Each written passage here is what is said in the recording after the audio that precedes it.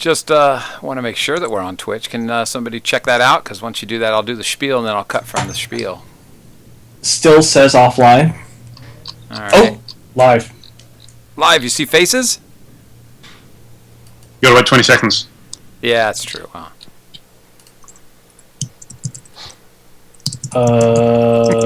Smile, because it's working. I think. I don't know. No worries. It takes a minute. Main screen turn on. How are you, gentlemen? Did it work? Are you seeing us on... No, I'm seeing loading video. Still? It's very frustrating. We are having some technical difficulties. Xbox, sure. start. Well done. So, all right.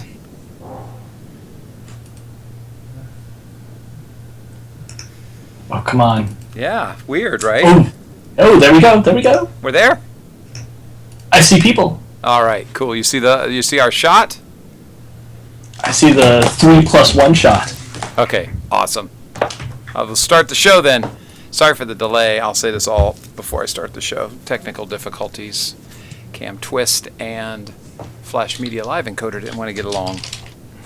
But, hey everybody.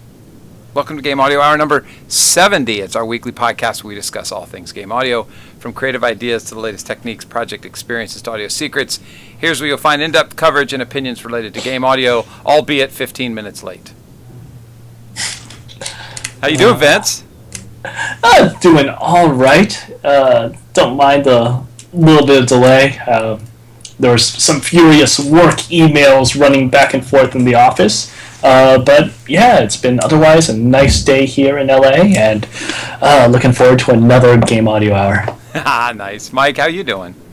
Doing really well, and for those of you following the saga, it is now almost a month after Independence Day, and there are still firecrackers going off in my neighborhood every night. Those firecrackers are independent of the 4th of the holiday, exactly. I just wanted to clarify that. Alex, how many firecrackers are you shooting off in Mike's neighborhood?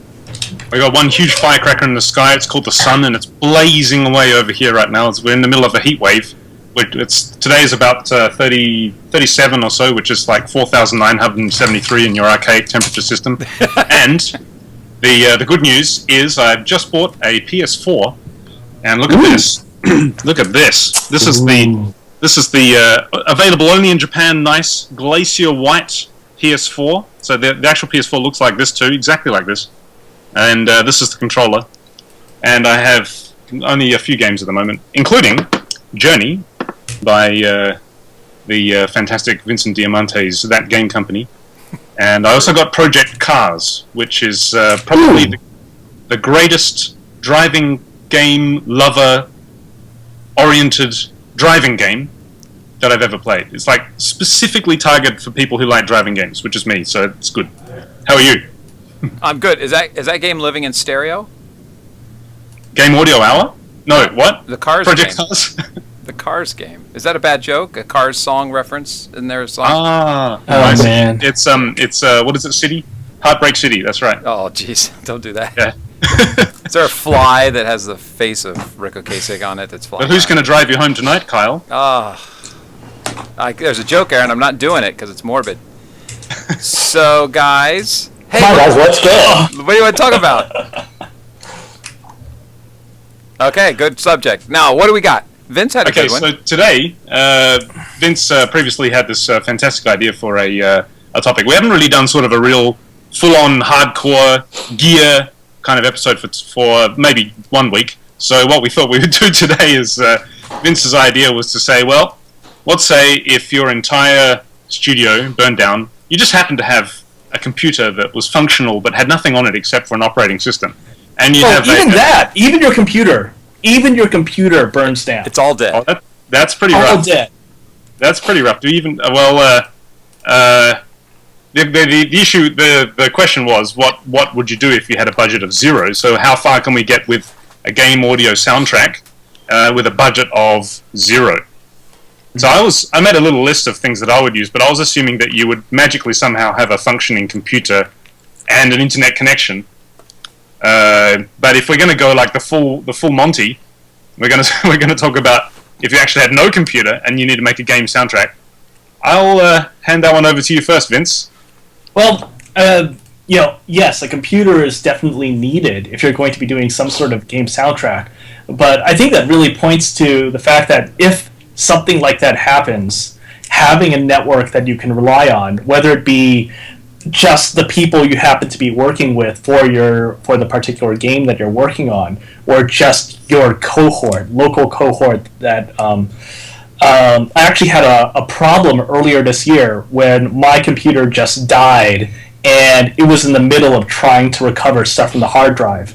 And I asked one of my friends who's an artist, I know you've got stuff. Can I borrow this MacBook Pro that I know that you've been migrating all of your stuff from? And I asked if I could do that, and he was very glad to help me out that way. If you have absolutely nothing, if you at least have a network, that is such an important starting point. I think probably what's maybe more useful for people to hear is the situation where you have hardly any money at all, and you've got an opportunity to do a soundtrack, but you do have a computer. Because I think if you're in that kind of dire situation where you have no computer, that's kind of extreme. Yeah, that's true. But just it is possible to get quickly to the point where you have a computer, usually pretty easily, just because you're in the game world, and a lot of game developers do have computers around. Hey, can I visit the studio because I need to work on your computer today? Something like that. So what are the conditions of this this question? You have. Well, let's go ahead and start from yes, you do have a computer, but you do actually have a budget of $0. $0. Okay. So the first thing I get is a gun because I'm going to rob a bank. That's the. No, I wouldn't say that's the American way. I wouldn't say that. Okay. Well, let's see. I've made a bit of a list here, and I'm assuming that you are asking that question that we would all want to work the same way that we normally do, yet with a budget of $0. So, in my case, because I mainly use synthesizers and I don't really record very much, I haven't included any mechanism for recording because normally I just synthesize everything. So,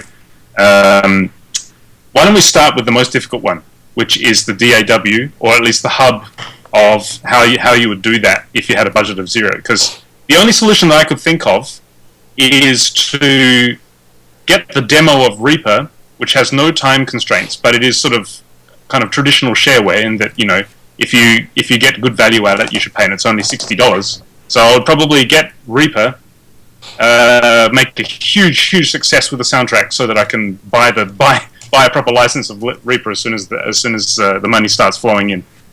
Well, that is really what are options? Are there do you know if GarageBand runs plugins? Sure does. GarageBand, as your people call it, is basically a stripped-down version of Logic these days. Right. It can run all the standard. I'm pretty sure it can run all the AU plugins. Am I wrong on that? Does anyone know? I don't know. I think. don't know. Sorry, is it supposed to be GarageBand? Right. Exactly. Is that like Stress in the second syllable. Is that like aluminum garage band instead of aluminium garage band? Yeah, it was developed in a laboratory. With tomatoes. You put the wrong emphasis on the wrong syllable.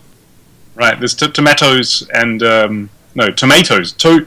Yeah, never mind. So GarageBand would be a good option. Yeah, it would be. I like GarageBand better anyway. Mike, go on. What were you saying? Well, GarageBand, I believe it can instantiate an arbitrary plugin. So, of course, in this scenario, you don't own any plugins. I guess in order to make this scenario really feel relevant, I think we also have to postulate that you lost all your serial numbers, because in reality, if you had a computer and an internet connection, you could just re-download all your plugins and be up and running. So I think what the spirit of this thing is, what can you do with nothing? So you lost your iLock. You lost your dongles. Yeah. Lost your dongles. I think we got a show title. What's wrong with him? Oh, he's lost his dongles. He's lost his dongles. I can't help you there. I can't help you there, Mike says. I'm going to just reel off the list of great free plugins that you could possibly that sound great. They're free and that are stable. This is just because AKA ADR in the Twitch chat room is getting a little bit a little bit surly because we're talking about DAWs and he doesn't like that. So anyway, for EQ, let's start there. The two options that I came up with was Slick EQ from Tokyo Dawn Labs, which is a really good parametric EQ with a whole lot of saturation models, which is nice. And Sonymous Son EQ, which is a free, also character EQ sort of emulation of vintage hardware units. And also Voxengo has a whole bunch of free stuff. I think Marvel EQ, and it has a graphic equalizer, like with the old-fashioned sliders for all the frequencies as well. So there are different options there for EQ. Anyone got anything else to add? Well, Embertone has a bunch of free stuff I listened to today that was really good. I would suggest just, search for your favorite sample library companies and just look for their free stuff. But we've got a computer, right? But we have no money. And we're going to record audio, or we're going to, like Alex said, we're going to continue to do this the way we do it anyway. Right. How long before we're on a desert island, we'll never have money? Is that what it is? Because I'm not sure that the sort of the mechanics of this situation were forefront in Vince's mind when he came up with this topic. It's a great topic. We're just being mean to him and tearing it apart. But wait, let me switch the shot to the group. So the thing I was thinking, though, what came to mind for me was that so many great pieces of software will give you a demo for 30 or 60 days. So you can get really far not paying a dime. And then there's so many that give you free stuff. Plugin Alliance has always got free plugins that are really rather good. I was surprised at. Just look for free things. Like I can't stop using Revival by Stephen Slate out of his Virtual Mix, whatever that is. That's a great piece of gear software right there. Also, but compressors. Sorry. One of my pet favorites, Klanghelm, has two really, really good free compressors. The old one was DC1A, which is a simple character compressor, and the new one that he's got, which is a emulation of a Manly Very Mu compressor, is called the MJUC, MJUC Junior. Hey guys, send me these links too, so that I can put them in the show notes, so we can get everybody to the right place. Yeah, klanghelm.com, and it's right there at the top. MJUC is the new compressor, and it is really, really, really good. But he's got a free version of one of the models inside there, which is called MJUC Junior. So that was what I would use for compression. So can I be my stereotypical kind of old buggery man? That's a bad word. Old grumpy man self. And Lost your dongles? That is that. I would not advise people to use what's that free stereo software? It's stereo editing software. Audacity? Audacity, yeah. I don't know about you guys, but every time I've touched Audacity, something's messed up. The export didn't work, or it had all kinds of jitter in it, or it was a pain in the butt to use. And that sent me on quite a quest to find all kinds of software for doing stereo editing. Of course, I never found the right one, but I did find, lots of companies that have much better stereo editing software had demos that lasted a pretty good amount of time. Yeah, I think just last week I downloaded Audacity because I needed some of its noise removal stuff, which I don't have available to me at work because I don't have any of the isotope stuff or other means to do that. And actually, Audacity it's sort of one of those classic open source projects where there's a lot of functionality there, and it works. The functionality and what the results that you get from it are fine. But being open source, you can clearly see that it's done by very benevolent programmers who basically aren't. The user interface and the ease of use is not really the top priority. And one thing I'm always a little bit kind of sensitive about is people bagging open source software because not saying that you were bagging it, Carl. I was. Just saying that. Totally was. I own it. Because, open source software is done by basically generous programmers. There's basically people I know this because my brother contributes to a few open source projects, and I see how busy he is, and I see the passion with which he devotes his own time to, basically making stuff for free for people to use. And of course, the priorities may not be usability and they may not be user interface, but just the fact that all of these people are doing it completely for free, just so that people have availability, people have available to them, these tools. I think is more than enough. For us to sort of forgive some of the things about usability and the interface and all those woes that we always encounter when we go to open source software. That's a good point, Alex. You make a good point. I still don't like Audacity, but you made a good point about the people who make Audacity. I love them. There are some alternatives to Audacity. Yeah, let's hear it. Yeah, probably the one that I use, and it's not too much help if you're a Mac guy, but there's a free program called Wavesaur, which has a lot of the same functionality as Audacity, but it's presented much more nicely, and it's much faster to actually navigate that interface than Audacity. It's just much easier. If you're used to SoundForge, and suddenly you don't have access to SoundForge anymore, download Wavesaur, and it's really a very good free tool. That's PC only? Yeah, it's a Windows thing, yeah. Okay. Well, not that SoundForge is available for Mac. Ha ha ha. But there is a SoundForge for Mac. It's crap. I try not to talk too much about it. It is terrible. So I've been looking at the description of the latest GarageBand. It's not a program I use because I use Logic, but it looks like it's really fairly fully featured. It looks like it's got a full set of digital instruments, probably a subset of what Logic comes with. It has all the basic DSP functionality you need, and reverb and compression, and I think it's pretty much, we can just end the show, because I think GarageBand is pretty much the answer to all your problems in this scenario, unless, of course, you're on a PC.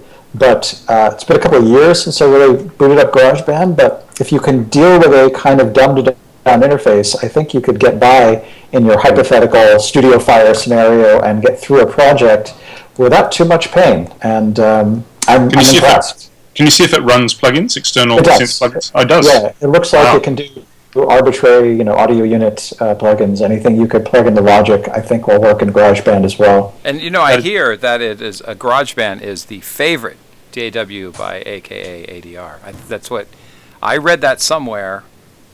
That's his favorite. He's not saying. See, that's why he's always a bit touchy about us talking about DAWs, because he's like, guys, why would you even bother talking about it? We have it available. Everybody who has a Mac has it available to them. So the end of conversation right here. So I was at a convention. It was oh my goodness, it was in Boston, PAX East, and I put GarageBand on my iPad, and while I was there, I just did all kinds of recording and stuff. It was rock solid. I was really impressed, and I was standing in line waiting for some badges or something, and I'm stretching audio, making cuts, and doing things. I was really super impressed. The thing that let me down a little bit, if I had to say anything negative, try to keep it balanced, was that the microphone on the iPad wasn't great. And I kept thinking, this is an iPad too, I wish I had some better microphone, because, man, I could get sucked into GarageBand on the iPad. It was pretty fast. And that's a tablet version too. Yeah. And the tablet version is surprisingly capable. Though I would not recommend it in this scenario, but you can go surprisingly far with that thing. So true. Do you think that the amount of money that you pay extra for Logic on top of having GarageBand for free, is it actually justified in the extra value that you're getting in Logic? Well, I haven't used GarageBand in so long that the distinction between the two is a little hazy in my memory, but Logic is incredibly configurable. It's got you can make anything a key command. The interface is very easy to use. It's got a very nice comping system, making comps from different takes. I can't imagine that all its features trickle down to GarageBand, because there would be an armed revolt of Logic users. And I know GarageBand has some limitation, like you can't have multiple meters, or you can't have multiple tempi. One of those two is true. So that's obviously a big limitation if you're doing like a film score cue, where you need to change those parameters of music all the time. But for songs, just something where the groove kind of starts and it goes for a while and stops, it's a very capable program.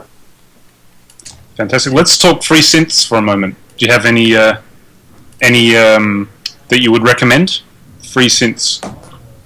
Well, there are two that are in my mind that I would go to really quickly. If I was doing anything retro, I would go to YMCK, and YMCK is this Japanese chiptune band that is kind of popular. I think they were probably a little bit more popular about 4 or 5 years ago. But what they have done is they've put different versions of their plugin, which emulates the NES.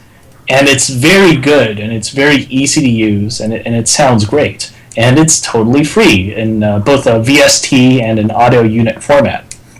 If I needed something that was a little bit more robust than that, because a lot of these DAWs, they'll actually have some sort of simple synthesis. Like Reaper actually is very capable of doing some simple synthesis with some of the plugins that it provides.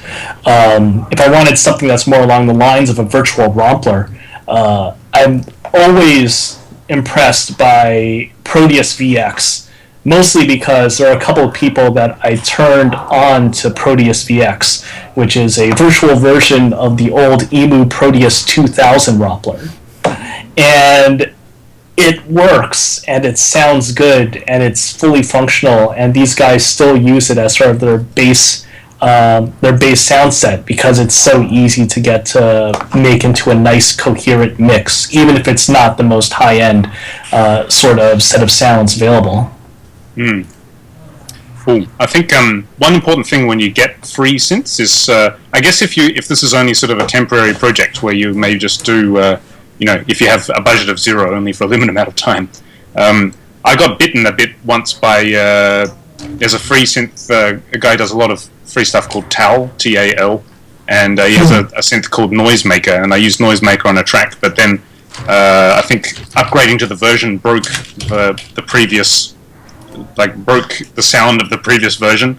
Never upgrade your stuff in the middle of a project. Yeah. But one, Yuhi, my favorite Yuhi, they do a free synth called Zebralet, which is a cut-down version of their big flagship synth Zebra 2. And Zebralet is very, very functional, very, very CPU efficient, free, and the important thing is it's very frequently updated. So along with the rest of his products, it's always updated along with the rest of them as well. So you can be sure that, it's always going to work and it's always going to sound the same. Nice. So I think the answer is... I found a couple of links. I'm sorry, guys.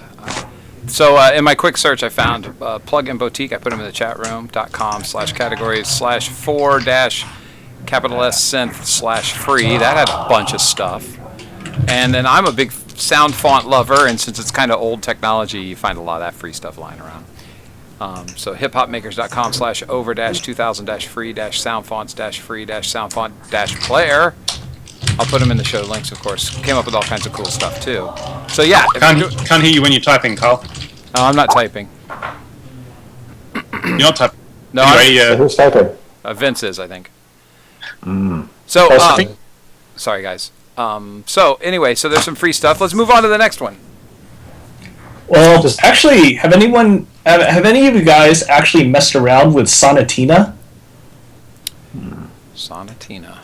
So Sonatina I don't even know her. Actually a big collection of full sampled orchestra, and it's a Creative Commons licensed orchestra.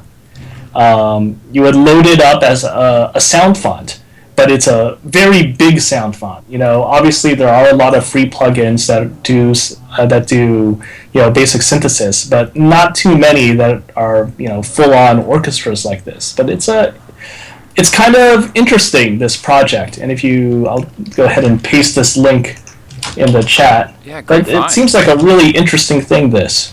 Nice. Very nice find. Yeah, free orchestral libraries tend to be rare, assuming we're not talking about disabled demo versions where you can only play, every perfect fourth on the keyboard or something really crippled like that. I'm not really aware. I mean, you'll find isolated instruments for free here or there, particularly percussion, but I'm not aware of too many good quality free orchestral samples other than the odd solo thing. Yeah, I actually found this when I was looking around for a free orchestral percussion library that I used to use all the time called the G-Town Percussion Library. Oh, yeah. They had an anvil, right? Yeah, they had a great sounding anvil. Yeah, I used that. I have that lying around. What's the rules on that? Can I share that? Is that like a dead thing you can share? Because I could put that on our site. I don't G-Town know. is great. I used that on a number of projects. That anvil was sweet. It was the one, I think it was like around D3, that was the best one because it had like a nice low register chunky sound. But for those of you out there who have noted what we're talking about, G-Town was a strangely named sample library of instruments that were recorded in a church, I think in Germany, which might explain the G in the name. And it was a strange collection of miscellany. There was a nice set of orchestral anvils.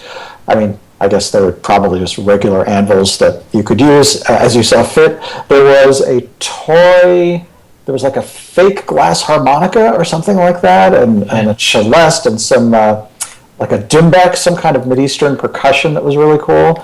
And it was characterized by this very roomy, resonant sound, and it was absolutely free. So if they still exist, it's definitely worth getting as a nice supplement to your library. Yeah, I'm looking right now to see what I have in my G-Town libraries folder. Do you guys store all your libraries? Do you save all your installs on a separate drive? Oh, yes, absolutely. Got a separate drive here just filled with stuff. I was curious if I'm doing the same thing everybody else is doing.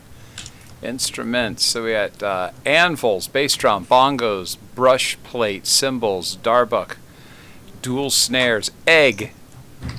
Something that says like a cuss word. Oh, fake glass harmonica. You got to spread, I got to. Yeah, that one. Hi-hats, mandolins, open snare, organ, overblown flute, piano effects, piano staccatos, small plate, tambourine, stomps. I use stomps a lot. A toy glockenspiel, water bowls, wood pipe, wood sticks, tambourine. Yeah, it was filled with great sounds. Yeah, really great, epic sounding stuff. So if and this was at a time when Storm Drum was just coming onto the scene, and everyone thought Storm Drum was amazing, but it was cool how this free project did things that could sound just as epic as that. So what do you guys think? Is that shareable on our website? Because I have the NKIs, and I also have the Logic instruments, the EXSs. It's a good question. Was it free per se, or was it just kind of an unlimited license to you? I got it free. Well, yes. I mean, if you walk to a grocery store and pocket a bag of produce, you got it for free too. But the question is, was there some kind of licensing agreement that you clicked OK on that would limit how you can distribute those sounds? They usually will say something like, use this to your heart's content, but don't try to package it to a sample library, obviously, or something like that. Well, we could put it on our site and just call it the Shapiro Library and just see how things turn out for you. S-Town, I like it. Also in the category of great if you can find it, I believe in the earliest days of Project Sam, who we all know and love from Symphobia and their other libraries, they had a nice collection of freebies which included, as far as I could tell, kind of a beta of their solo trumpet that had a number of really useful articulations. It was a good sounding solo trumpet. I think they had a timpani, that was a bit noisy but very usable. They had a bunch of stomp sounds. They had some, also like what you were saying earlier, Kyle, there's some flute overblowing sounds, and it was way back when Project Sam, I think, was doing stuff for like the EXS sampler. But if that stuff is still floating around, I remember it being pretty good. Project Sam's sounds tend to age very well because they just sound good to begin with. Yeah. That's true. Ooh. So I saw an article, guys. Actually, I saw an electronic musician magazine. And they put together all of these monitors for musicians. It is from September 2015, so it's pretty new. And these monitors they had here, did we already talk about these Gibson monitors? I think we did. We brought them up in the show. Look at that. Is it like a 3-tone sunburst on a Sunburst? Yeah. That's horrid. That's horrid. I can't remember. I talk about this stuff so much. I don't know if I talked about it with other people. No, or we haven't show. talked about this. Look at that. Oh, my God. So let me tell you how much these monitors are. Because, you know, it's important. The question I'm getting at is, how much does aesthetics play a role in the things that you purchase as opposed to functionality?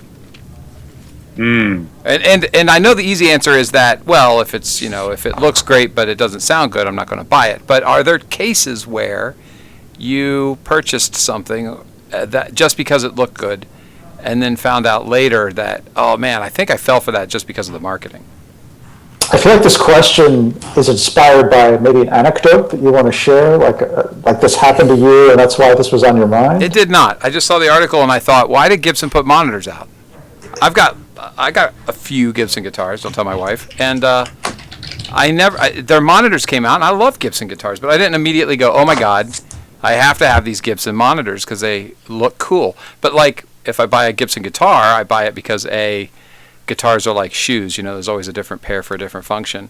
And also, I consider it like a piece of art. I'm really impressed by what goes into making a guitar. So there are times where I'll buy a guitar. I own a couple guitars I never play that just look good.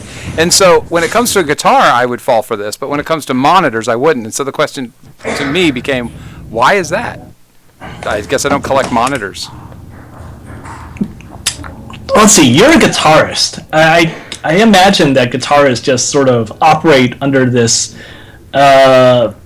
this MO of, yes, I'm going to be seen, so the stuff that I'm working with also is going to be seen, so that's important. I'm a keyboardist, and then when I was playing in my little band in high school, I was very used to being all the way stage left, as, kind of, I was so far away, people were wondering, am I actually part of the band, or am I just playing along to what the rest of the guys are doing?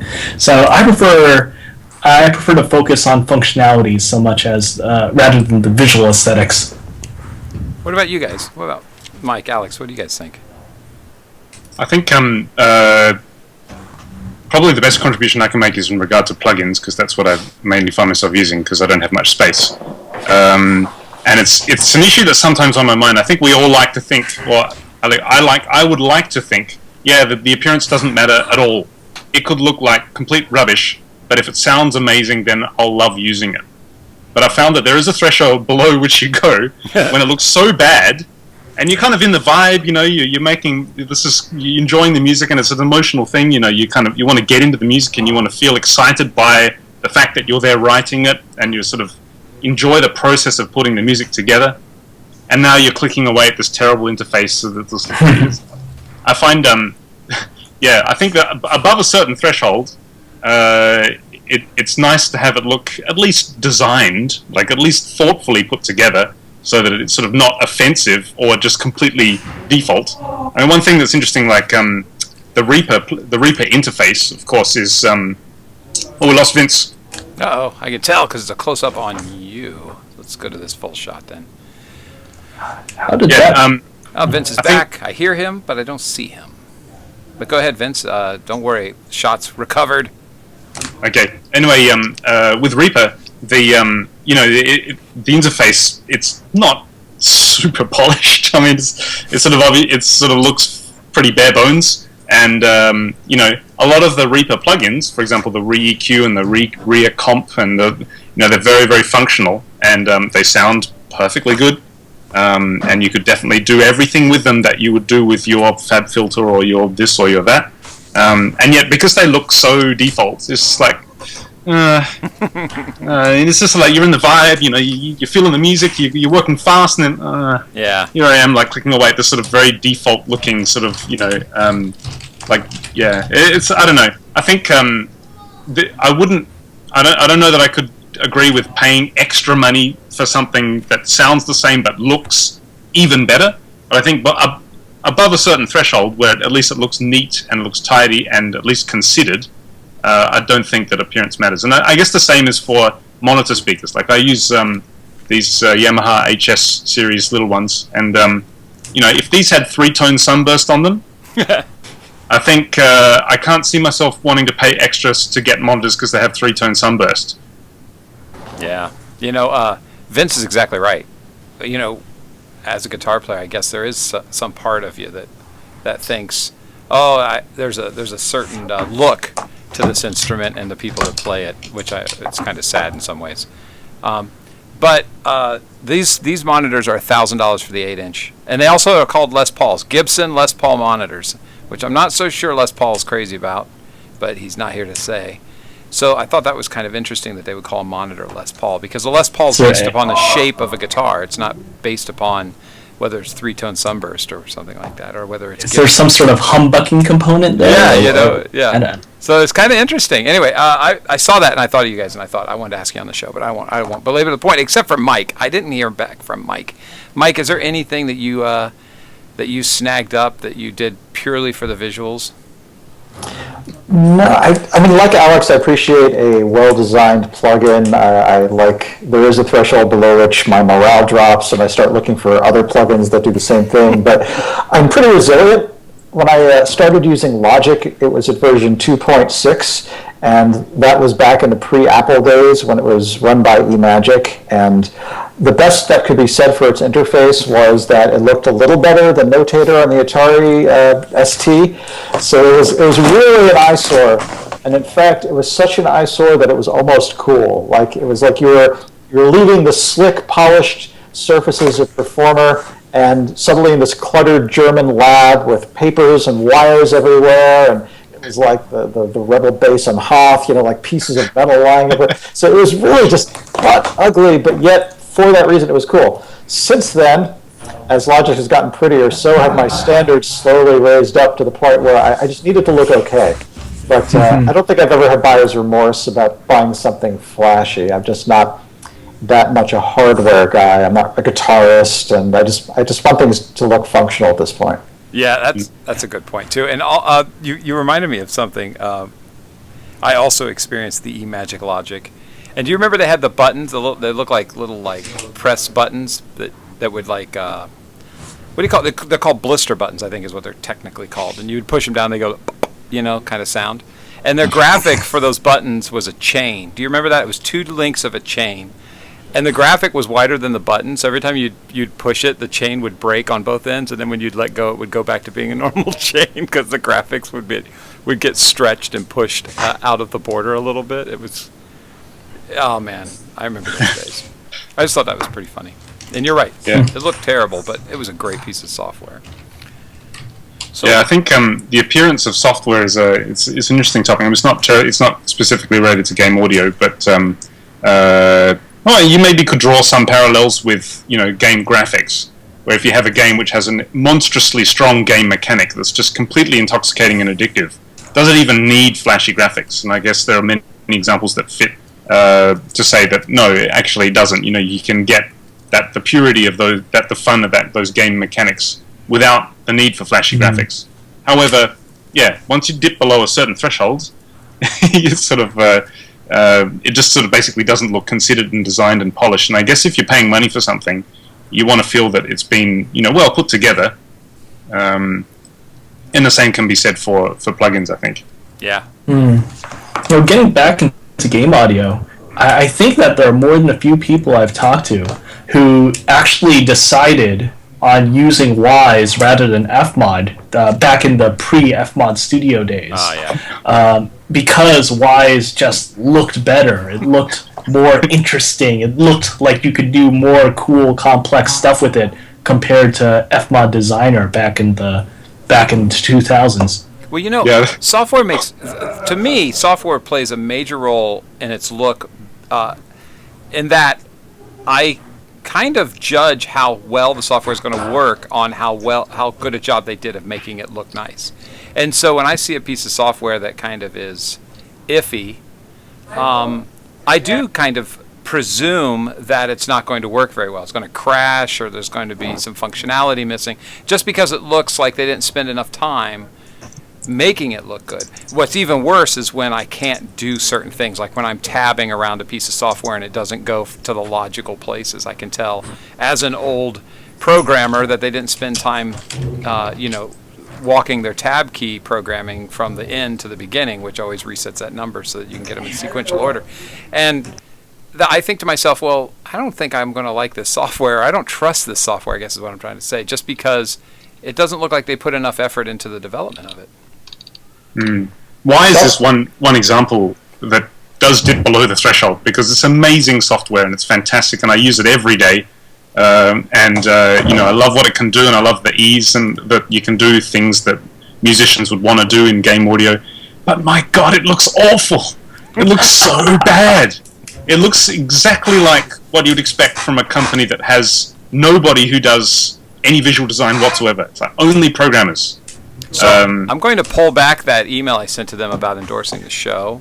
But I mean, I did buffer that with I love Wise, and I would not choose any other. I would never choose Fmod over Wise. No, it's totally, guys. I think this show is more valuable if we're honest about our opinions, rather than try to pander to anybody we may think may be Right, but yeah, Wise is just one of those examples where I'm kind of used to it now, and it's not musical at all. When I look at it, it's just a giant spreadsheet that they put sections in different places. It's drop downs and outlines, and I do appreciate the color scheme that kind of adds to it. If it was black and white, if it was Excel, I would probably just bang my head on the keyboard. But I think they have some saving grace there, in that they put at least a color scheme together that looks nice. But that brings up a great question also about and Fmod Studio really kind of tried to tackle this. They started to incorporate more of a DAW kind of look to their software, and I thought, when I first heard that, I thought, finally somebody is doing the right thing. This is a bunch of audio people who are using this software, so make it look like an audio interface. Audio software interface. And in the end, I ended up staying with Wise, not because it was kind of because what I wanted to do, Fmod didn't make that necessarily easy, but I guess part of that is that I've been indoctrinated into this style that I'm now used to. And it's the same old case where if you're using Wise all the time and you switch over to Fmod, the same functionality's there. It's just called something different. It's in a different place in the menu system. It might be harder to find. And so you find yourself not going to it. Do you think that Fmod Studio, by looking more audio software based, hurt themselves, ironically? I would say yes. I would say that yes, just because the sort of the horizontal DAW style interface is not a sort of a natural, intuitive fit for the kinds of things that we need to do with game audio implementation. That it's not. Yeah, it works. You can kind of squeeze that square peg into that round hole to make it look like a DAW. But at the end of the day, the needs of game audio implementation and the needs of writing music on a horizontally scrolling, timeline are quite different. And so I always get the feeling that it is a bit of a sort of a, let's make it accessible to musicians. What do musicians like? They like DAWs. Okay, let's make it look like a DAW, without thinking, wait a moment, what do the musicians need to use this for? And is that a natural fit for this kind of DAW style interface? So Wise as well, I find that even though it looks but ugly, I think the fact that to me anyway, because I guess I'm more used to Wise, so I would say this because I'm biased, but it just seems like a much more natural fit for the kind of things that you need to do with game audio, which is linking things together and having things depend on each other and hooking everything up into this sort of little lattice-like network of different events and objects and containers and stuff, which is the way that Wise works. Just seems so much more sensible an approach to me. What do you guys think? Yeah, I'm pretty much with you on that. I played around with Fmod Studio and I like all the stuff that it does, especially so many things I thought, oh, finally, after coming from Fmod EX. But, things like, linking all these things together, nesting events within events, that's a really big thing that creates all sorts of different types of sound possibilities. And it doesn't do as good a job of actually communicating that compared to Wise. So, it's very frustrating to me sometimes. Yeah, Dan NTHR in the IRC chat room has a good point here. He says, in my teaching experience, it was easier for non-game audio students to start creating events really fast in Fmod Designer, but while Wise's initial learning curve was kind of steep because of the hierarchical logic, it was easier for them to design more robustly in Wise after the first few weeks. And that's precisely it. I think Wise has a monstrous learning curve. It's like really intimidating at first, because they have no idea what's going on and how to put things together. We need to get Damien back on the show. Talk about that. Damien wrote the intro. The Project Adventure, right? Yeah, that's what it is. Yeah, Wise, really, you just have to be very patient with yourself for the first week or so of using it full time, because it's very, very, very confusing. You can read all the stuff, and Damien's Project Adventure PDF is fundamental. However, still after reading it, you may still just be thinking, "Whoa, it's just like so much." Yeah. I don't really get it. So you just got to kind of get your hands dirty and get in there. Yeah, what was I going to say? Oh, I know what I was going to say. I just want to remind everybody that we're going to go over a little bit. Alex may have to drop out, but we are 15 minutes late trying to get this new way that we're doing things with Twitch and Skype and all kinds of software, Flash Media Live Encoder and setting up shots and all those things. These first few shows, I apologize, are going to be a little bit of a romp through kindergarten, but we're going to straighten it out. And again, I forgot the lower thirds. I can't let that happen next week. But thanks for sticking with us and adventuring with us into the Twitch world, because I think it's better. So now we're rewarded with hearing the answer. Did you buy those Gibson monitors? Oh my God, is that what we're going? No, there's no way in hell I'm buying those monitors. Actually, I remember before you were talking about the price premium for visual aesthetics. Was there a significant price premium for those? Those were $1,000 for the 8-inch monitors. 8-inch woofers. And let me see if that was each or a pair, because it didn't specify.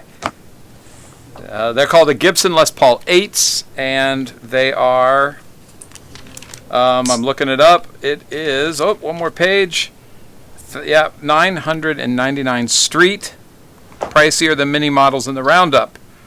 And by the way, they have bass and treble adjustments. Now, if I had my way and I were building a monitor, there wouldn't be bass and monitor adjustments. There would be a absolutely flat line that scientifically was shown as to just have a straight across line. You don't get to adjust anything, because that's what I want to hear, is a completely flat signal. I don't want it to be influenced at all, so that I can get the mixes right. And that's what I love. Suppose your monitor is in the corner and it's a little boomy. It might be nice to be able to just roll off a little bit of that, right? Or are you just saying that one should never make changes like that? So you've caught me, Mike, being very opinionated. And monitors color your sound. And if you forget to roll off, if you add some roll off because you're in a corner, perhaps, add some sound baffling and get your room set up properly. Because if your room is set up properly, you won't need to worry about making these adjustments for the room. Vince has a great piece of software that will listen to the room and make adjustments to the monitors afterwards based on how the room is. But and I am talking in a perfect world. And if I were to be a manufacturer of monitors, I would shoot for an absolute flat line, because if you're able to roll off, if you're able to make adjustments to your monitors, it means that your room isn't right. And if your room isn't right, you've got bigger problems than the monitors. You can make some adjustments, but you may be walking into quite a quagmire. I wanted to use that word. Nice one. Guys, I'm going to have to jet. Okay. So thanks. I'll see you next week. See you, buddy. Thank you. Sorry about running over. Bye. Hey, guys, do you want to talk about the other thing we were talking about, or should we not? You mean Alex? Yeah, he's gone. That was good. What do we think about Alex? I got to keep it in this shot of all of us. Let me just while I was talking, I was stuck on Vince. Sorry about that, Vince. I wanted to bring it up because I think it's important that my daughter just scared the bejeebus out of me. She just quietly walked in and stood beside me. It was like The Ring all over again. Jeez. So, hold on, Bridgie. Let me get him talking, and then let these guys take over. So, Konami's having a lot of trouble. And, let me take it back. Konami is getting press that's saying they're having a lot of trouble because of the big changes that's going on. And I wanted to bring it up because I think it's important about about what it's like working in a game studio. And I wanted to kind of remind people from a position of people that have worked in game studios that you hear a lot of nightmare stories about hours, and you hear a lot of nightmare stories about what's going on with Konami right now. But sensationalism sells papers, and one of the things they brought up I just think it's important that we mention that there's a lot of great things that happen when you work in-house in a studio, and there's a lot of great perks that the studio offers you. You're surrounded by some of the best in the business, and I was always amazed when I'm in-house how amazingly talented the people are that are right there. And yet, these people could send a man to Mars in a second, and they're choosing to make video games because they're very artistic, which just, in my opinion, adds even more to their personality. Not that I'm saying anything disparaging about people who can send or who choose to send people to Mars. But it's just that when you see the news is looking for a sensationalist kind of angle so that it can get people to read it or get clicks. And but I didn't want people to think, especially people who have never worked in-house, that in-house is not necessarily a bad thing. I've really enjoyed my time in-house. What do you guys think? Well, I'm in-house right now. I love being surrounded by all of these people, and it's great. I've always worked in pretty small companies, though. That game company is about 15, 16 people. Before that, I was in-house at a company of about 15, 20 people over the lifetime of that studio. Although it's funny that you bring up Konami, because I actually freelanced with Konami back in the mid-2000s.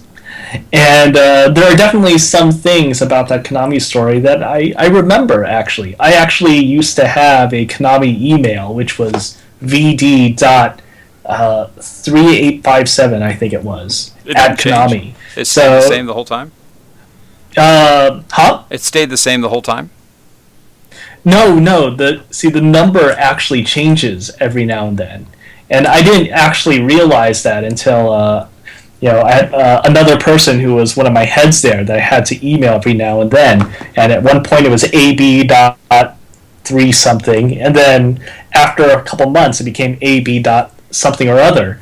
And that whole idea of, well, you're just a person at the company. We have this email policy, and the email policy is ostensibly so that it's harder for people there to get headhunted away.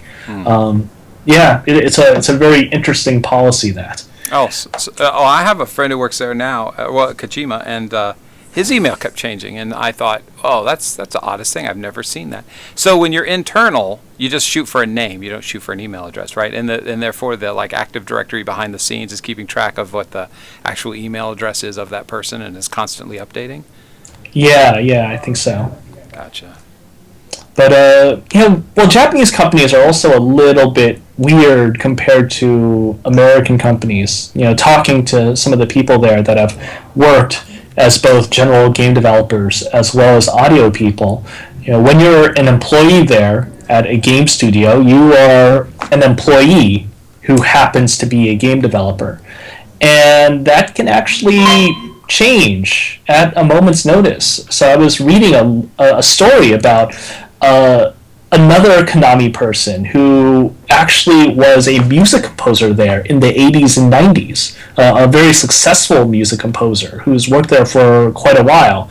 And now he doesn't work in game development at all. Part of the story that recently came out was that people, if you're seen as not an important employee anymore, you might get put into other places like custodial.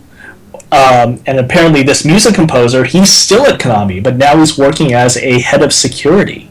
Totally not music related, totally not game development related. He's just another Konami employee. So how did he end up in head of security? Did he choose that role?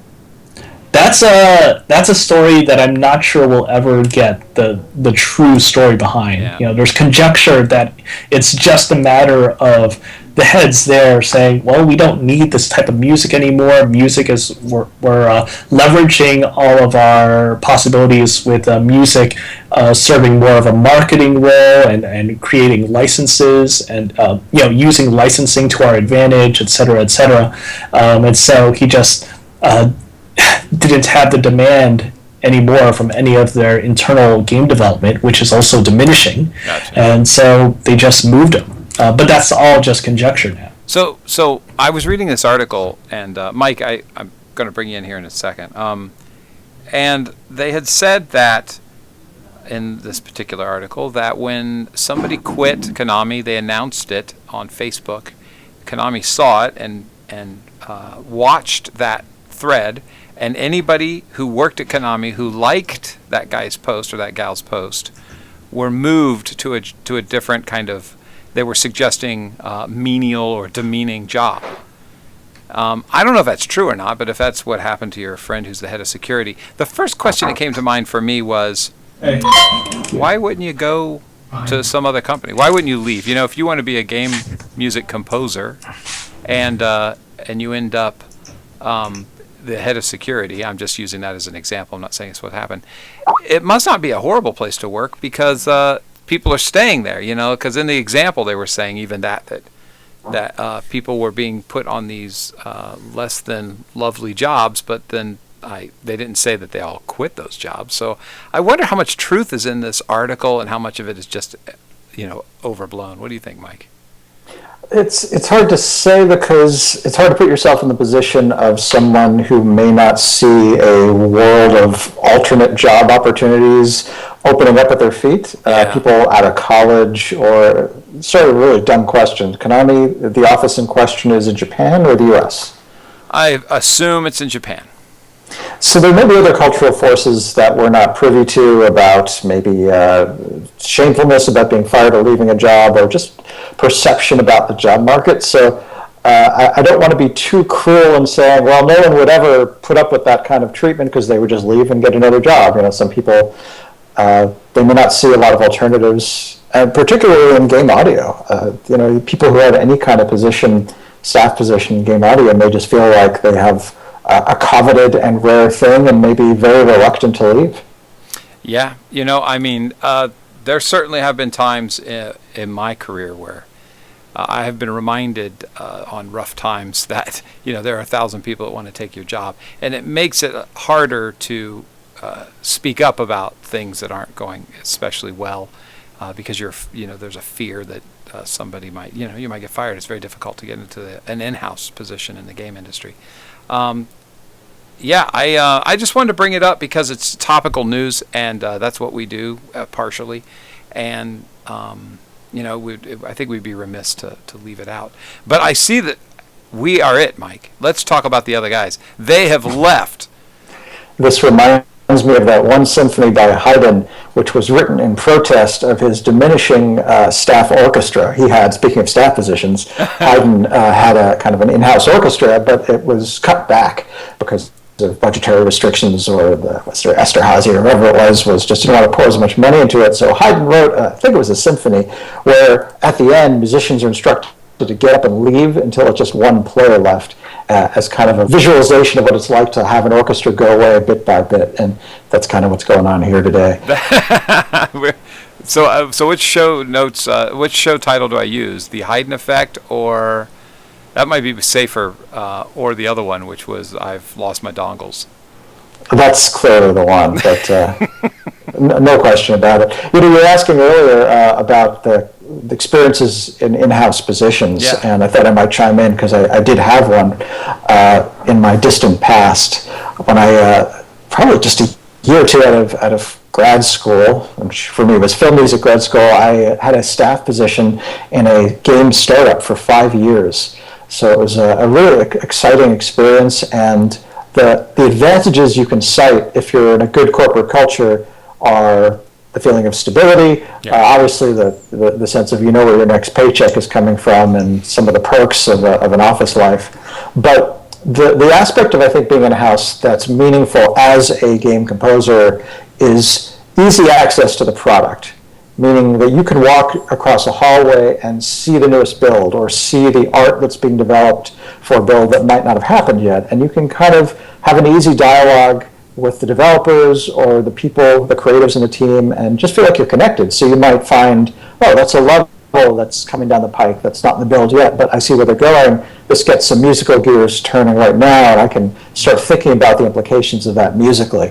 And I think that's the real advantage to being in-house. I think it's the proximity to the project and the rapidness by which you can get feedback or see what's in the game, and go back to writing music for it, or if you're a sound designer, thinking about sound design. Yeah, that's a good point. I was always inspired by who I was around. If ever I got tired, I got run down, Neversoft was really good at promoting people to go talk to people in other groups and stuff like that, which might sound crazy if anybody at Neversoft's listening, because it was remarkable how few people did, But I would always find myself in another room, like with the mocap people or with artists or something, and I could just look over the shoulder of somebody and go, "Oh man, that's amazing stuff right there," and that really just gets your juices flowing. I just love I love being in-house. I also like independent. They both have their own independent, virtues. But Vince, what do you think about being in-house? Yeah, totally agree with. Yeah, you with already that. said, didn't you? And, Sorry about that. I'm asking twice. Yeah, but just to follow up on that, not just seeing what other people are doing. Production schedules on games are very fragile things or very malleable things. And often, when you just see what's going on other people's desks, you can anticipate things. I see that an artist is working on an animation, and already your brain is thinking about what that might sound like before anyone else ever asks you, hey, I think that this is an animation that might need sound. And just being able to anticipate the needs of the game like that, I think is a really cool thing. That is true. Well, my best and our best to Konami and everything that's going on there. They are keeping pretty tight-lipped about that, and imagination starts to run wild, especially the imagination of the press. But I hope that people are surviving it well, and our best to you during this transition. I think in the end it'll actually be a pretty amazing thing, especially if the rumors are true that Konami is going to get more involved in mobile and kind of that kind of game world that could use some stability, in my opinion. So, guys, thanks for doing this again. Our shows, I've been a little dry these last two shows. I have to apologize because it's just a lot to watch in this new system with shots and making sure technology's working. And so if you guys said, hey, Kyle, what do you think of that new thing? And I said, what, French fried doorknobs? It wasn't that I don't care about you. It's just that I didn't hear it, and I was trying to act like I did. So follow us on Twitch now, which is kind of cool. Game Audio Hour on Twitch. Like us on Facebook, please, and on Twitter. Keep following us because we get a lot of response on Twitter, which we especially love. And please give us your thumbs up on YouTube and your true opinions about what's going on, and what you think of the show. And we're making improvements every which way we can. Next week's show, live with lower thirds, I promise. After a designated time.